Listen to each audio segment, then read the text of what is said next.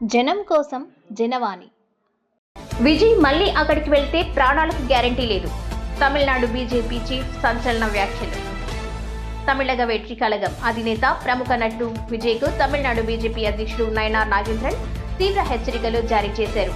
ఇటీవల 41 మంది మృతికి కారణమైన తొక్కిసలాట జరిగిన కరూర్ ప్రాంతానికి విజయ్ మళ్లీ వెళ్తే ఆయన ప్రాణాలకు ప్రమాదం తప్పదని సంచలన వ్యాఖ్యలు చేశారు. బాధితులను పరామర్శించేందుకు విజయ్ ప్రయత్నిస్తున్న నేపథ్యంలో ఈ వ్యాఖ్యలు తమిళ రాజకీయాల్లో తీవ్ర చర్చనీయాంశమయ్యాయి. తిరునల్వేలిలోని బీజేపీ కార్యాలయంలో విలేకరులతో మాట్లాడిన నాగేంద్రన్, విజయ్ ఇప్పుడు కరూర్ వెళ్తే ప్రజల నుంచి తీవ్ర వ్యతిరేకత ఎదురవుతుందని, ఆయన ప్రాణాలకు భద్రత ఉండదన్నారు.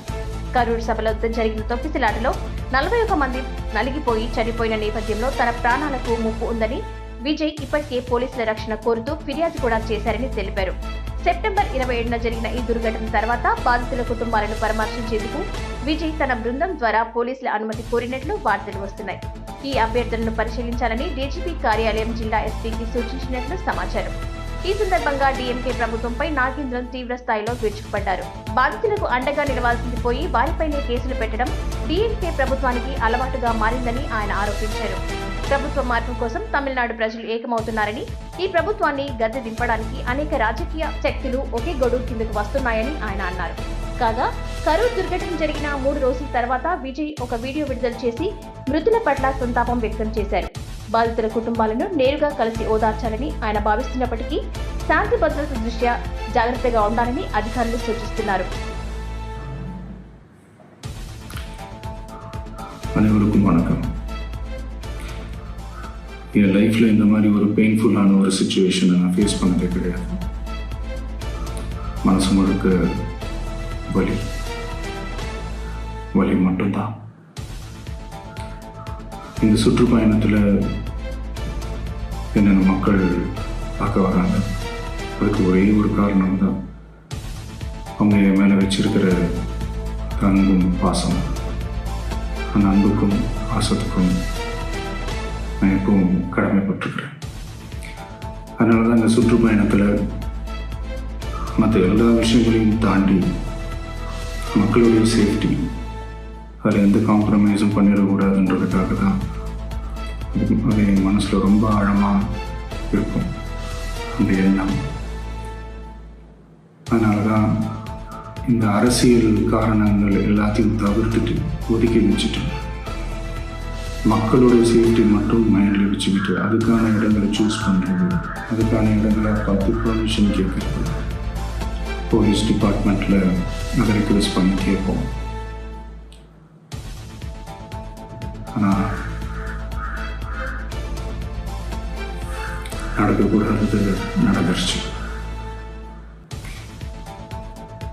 ஆனால் மனுஷன் தானே, அந்த நேரத்தில் அத்தனை பேர் பாதிக்கப்பட்டு இருக்கும்போது எப்படி அந்த ஊரை விட்டுட்டு என்னால் கிளம்பி வர முடியும்?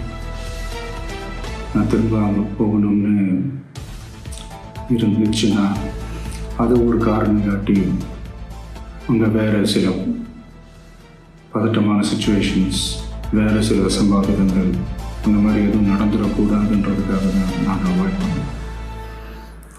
இந்த நேரத்தில் சொந்தங்களை இழந்து தவிக்கிற இத்தனை குடும்பங்களுக்கும் என்னுடைய ஆழ்ந்த இடங்களை தெரிவிச்சுக்கிறேன். எனக்கு தெரியும், என்ன சொன்னாலும் இது ஈடையாகாதுன்னு எனக்கு தெரியும்.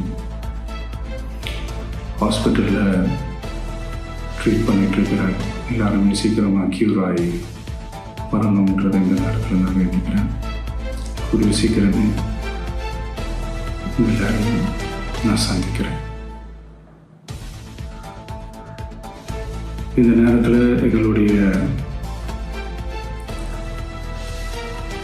வலிகளை, எங்களுடைய நிலைமையை புரிஞ்சுக்கிட்டு எங்களுக்காக பேசின அரசியல் கட்சிகளை சார்ந்த நண்பர்கள், தலைவர்கள் அனைவருக்கும் என்னுடைய நன்றியை தெரிவிச்சுக்கிறேன்.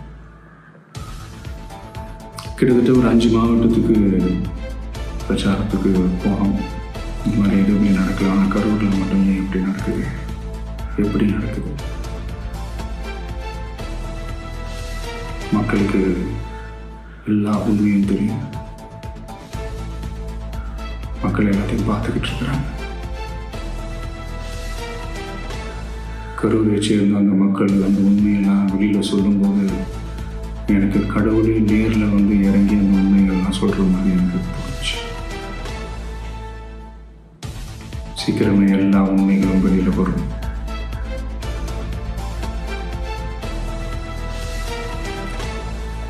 எங்களுக்கு தரப்பட்ட இடத்துல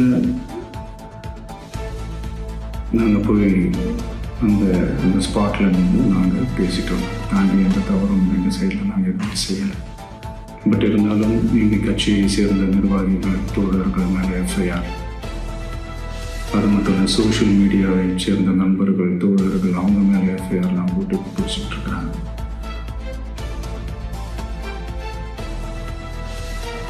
சிஎம் சார்,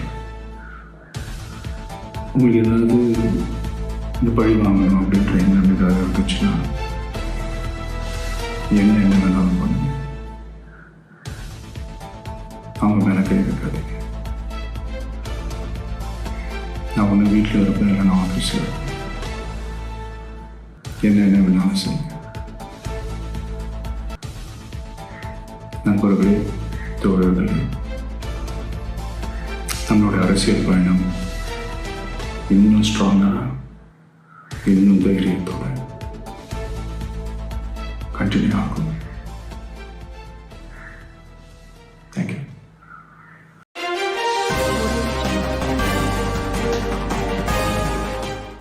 జనం కోసం జనవాణి.